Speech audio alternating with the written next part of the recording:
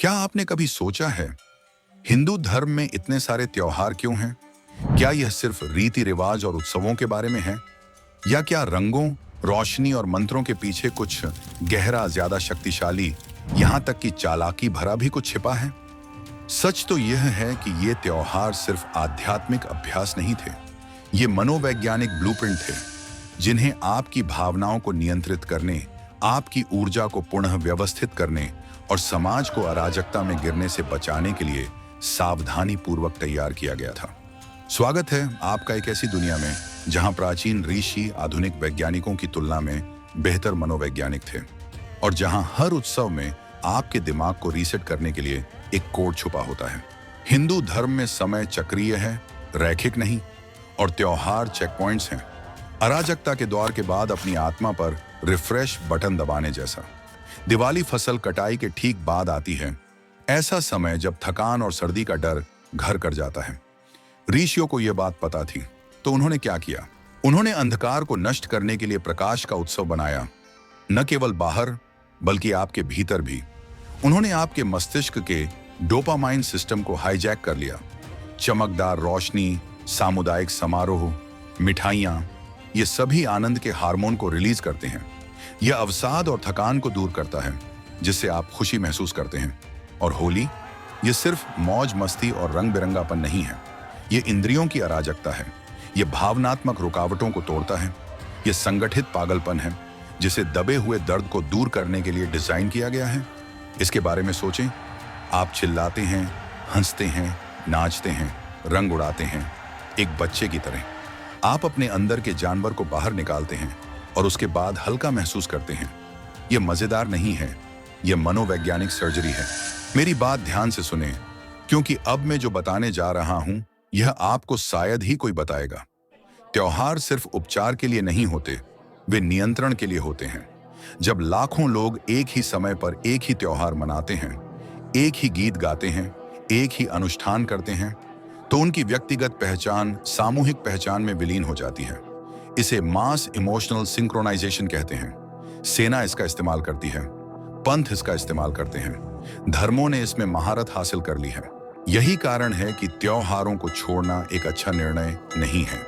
आप सामूहिकता से अलग हो जाते हैं, आप अलग और अकेले पड़ जाते हैं, भावनात्मक रूप से टूट जाते हैं, और बाहरी व्यवस्थाओं जैसे कि बड़ी बड़ी इंडस्ट्रीज और कंपनी द्वारा आसानी से मैनिपुलेट किए जा सकते हैं। आधुनिक समाज आपको ऐसा ही चाहता है, असंबद्ध, भ्रमित, आश्रित। हिंदू त्योहार लोगों के बीच एकता पैदा करते हैं। मंत्रोच्चार, हवन अनुष्ठान, शंख की ध्वनि, ये सब बेतरतीब नहीं है, ये न्यूरोध्वनिक उपकरण है। ओम जैसे वाइब्रेशन मस्तिष्क के भय केंद्र अमिगडाला को शांत करते हैं। अग्नि अनुष्ठान नकारात्मकता को मुक्त करते हैं, जो तनाव को कम करने और मानसिक स्पष्टता को बढ़ाने में सहायक सिद्ध होते हैं। तो अगली बार जब आप सोचें कि यह सिर्फ एक अनुष्ठान है, तो याद रखें, यह प्राचीन कार्यक्रम आपके मन को पुनः स्वस्थ करने के लिए बनाए गए हैं। हर त्योहार किसी न किसी लौकिक या पौराणिक घटना से जुड़ा होता है। रामनवमी, कृष्ण जन्माष्टमी, नवरात्रि, ये सिर्फ कहानियां नहीं हैं, ये मनोवैज्ञानिक रूपक हैं। नवरात्रि, देवी की 9 रातें आंतरिक राक्षसों और दिव्य शक्ति के बीच लड़ाई का प्रतिनिधित्व करती हैं। हर रात आप एक अलग भावना को मारते हैं, गर्व, लालच, क्रोध, वासना।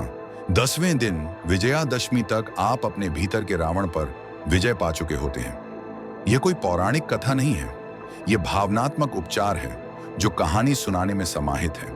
त्योहारों के दौरान उपवास करना भी बेतरतीब नहीं है, यह आपके शरीर को अनुशासन में रखता है, आपके दिमाग को स्पष्टता में रखता है।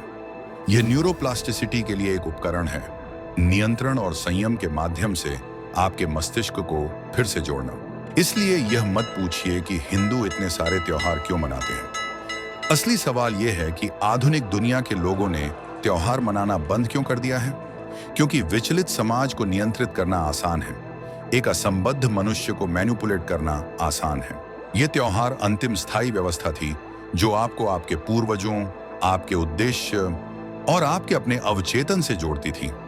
वे आपका मनोरंजन करने के लिए नहीं बनाए गए थे, वे आपको जगाने के लिए बनाए गए थे।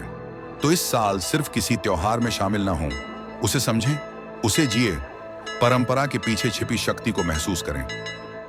अगर यह वीडियो आपको ज्ञानवर्धक लगा या आपको सोचने पर मजबूर कर दिया, तो इसे अपने तक ही सीमित न रखें। इसे लाइक करें और इसे किसी ऐसे व्यक्ति के साथ शेयर करें जो अपनी जड़ों को भूल गया हो। और अगर आप सनातन धर्म के शाश्वत ज्ञान को संरक्षित करने में विश्वास करते हैं, तो सब्सक्राइब करें और जागृति की इस यात्रा में हमारे साथ जुड़ें।